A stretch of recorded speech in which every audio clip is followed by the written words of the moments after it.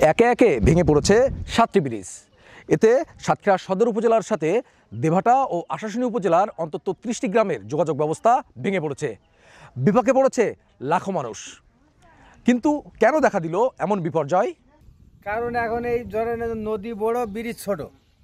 এখন এই স্রোতে অসম্ভব স্রোতের কারণে ভেঙে গেছে, পানির চাপে ভেঙে গেছে। পানি তো এই ব্রিজই পানির চাপ নিতে পারতেছে না।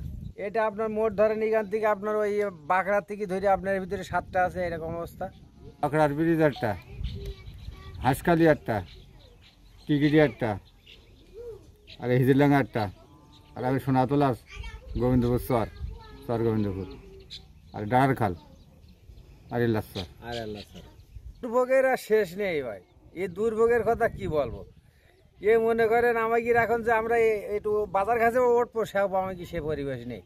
দুর্ভোগ হচ্ছে খুব আমাদের ওই ব্যাংক দিয়ে যাতায়াতের দুর্ভোগ। ওই গাবার লোকের সব ঘের বাড়ি সব ব্যাপার, ওদের যাওয়া আসার খুব অসুবিধা। ও সব ব্যাংক দিয়ে ঘুরিয়ে আসছে।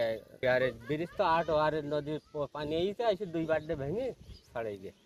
দুর্যোগ ব্যবস্থাপনা অধিদপ্তর জানায় 2014 সাল থেকে 2018 সালের মধ্যে নির্মিত এসব ব্রিজের দৈর্ঘ্য 10 থেকে সর্বোচ্চ 15 মিটার পর্যন্ত। ব্রিজগুলো যখন নির্মাণ করা হয়েছিল তখন মরিচাপ নদী ছিল সরু খালের মতো। সে অনুযায়ী ব্রিজগুলো নির্মাণ করে সংস্থাটি। ব্রিজ যখন বানাইছে বলেন, তখন খালটা খুব ছোট্ট ছিল। এই ব্রিজ অনুযায়ী মানে 4-5 হাত ছিল, পানি যেত না। সেই অনুযায়ী ব্রিজ অনেক বড় ছিল। কিন্তু এখন খাল নদী কাটার পরে ব্রিজ হয়ে গেছে ছোট, নদী হয়ে গেছে বড়। এই জন্য আর কি ব্রিজ সব কটাই এই জন্য ক্ষতি হয়েছে। আমাদের এই সাইডে মেডিকেল আছে, মেডিকেলের সাতক্ষীরা 250 বেড মেডিকেল, ওর অ্যাম্বুলেন্স এমন কোনো দিন নেই যে এখান থেকে 2-10টি অ্যাম্বুলেন্স যায় না, বা আরো বড় বড় গাড়ি, বা আমাদের এখানে 3-4 সাইডের উপজেলার বা জেলার লোক ওঠে। আর এখানে আমাদের মাছের সেট আছে, বাজার আছে। আমাদের এই ব্রিজটা এখন বর্তমান মেন ব্রিজ, আর যদি এখনই ভেঙে পড়ে যায় তা আমাদের এই 3-4 সাইড বা অনেকটা গ্রামের মানুষ কত ক্ষয়ক্ষতি হবে। বা এই পাশ থেকে মোটামুটি 20 কিলো ঘুরি সাতক্ষীরা যাওয়া লাগবে, আর এখান থেকে আমাদের 4 কিলো গেলে সাতক্ষীরা। যার কারণে আমাদের এখন বর্তমান খুবই জরুরি, বা এখনই হলে আর কি ভালো হয়। আমাদের এই মরিচাপ নদী 7টি ব্রিজ ভেঙে পড়েছে। এতে আমাদের সাধারণ জনগণ এবং আমাদের ছাত্রছাত্রীরা বিদ্যালয়ে যেতে অসুবিধা হচ্ছে, সাধারণ জনগণেরও যেতে অসুবিধা হচ্ছে।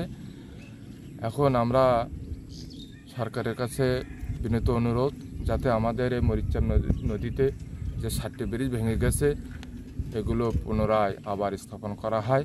এদিকে পানি উন্নয়ন বোর্ড জানিয়েছে, ব্রিজগুলো যখন নির্মাণ করা হয় তখন অনুসরণ করা হয়নি সিএস ম্যাপ, মতামত নেওয়া হয়নি পানি উন্নয়ন বোর্ডেরও।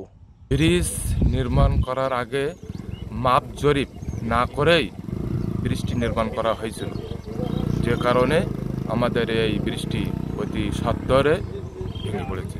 ত্রাণ ও দুর্যোগ ব্যবস্থাপনা মন্ত্রণালয়ের সমন্বয়হীনতাই ব্রিজগুলো ভেঙে পড়ার অন্যতম প্রধান কারণ বলে মনে করছেন স্থানীয় সব পক্ষ।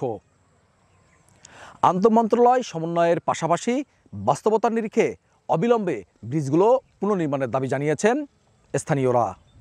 Sheikh Tangier Ahmed, Bangla news 24, Satkhira.